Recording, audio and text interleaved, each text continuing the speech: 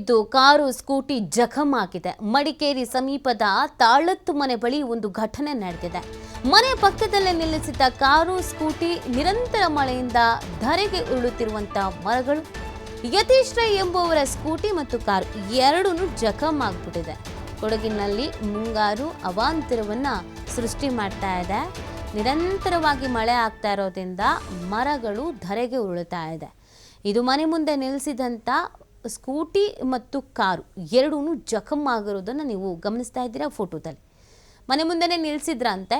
ವಿಪರೀತವಾಗಿ ಗಾಳಿ ಮತ್ತು ಮಳೆ ಆಗಿದೆ. ಮನೆ ಮುಂದೆ ಇದ್ದಂಥ ಮರ ನೆಲಕ್ಕುರುಳಿದೆ. ಈ ಸಂದರ್ಭದಲ್ಲಿ ನಿಲ್ಲಿಸಿದಂಥ ಕಾರು ಮತ್ತು ಸ್ಕೂಟಿ ಎರಡೂ ಜಖಂ ಆಗಿದೆ. ನೋಡಿ, ಸಾಕಷ್ಟು ಮಳೆ ಆಗ್ತಿರೋದ್ರಿಂದ ಒಂದಷ್ಟು ಅವಾಂತರಗಳು ಸೃಷ್ಟಿ ಆಗ್ತಾ ಇದೆ.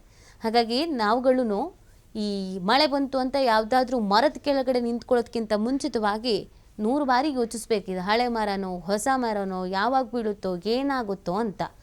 ಮನೆ ಮುಂದೆ ನಿಲ್ಲಿಸಿದಂಥ ವೆಹಿಕಲ್ಸ್ ಈ ಥರ ಜಖಂ ಆಗಿ ಹೋಗಿರೋದು. ಮನೆ ಪಕ್ಕದಲ್ಲೇ ಇತ್ತಂತೆ ಕಾರು ಮತ್ತು ಸ್ಕೂಟಿ. ವಿಪರೀತವಾಗಿ ಗಾಳಿ ಮತ್ತು ಮಳೆ ಆಗಿದ್ದರಿಂದ ಈ ಥರದೊಂದು ಅವಘಡ ಸಂಭವಿಸ್ಬಿಟ್ಟಿದೆ.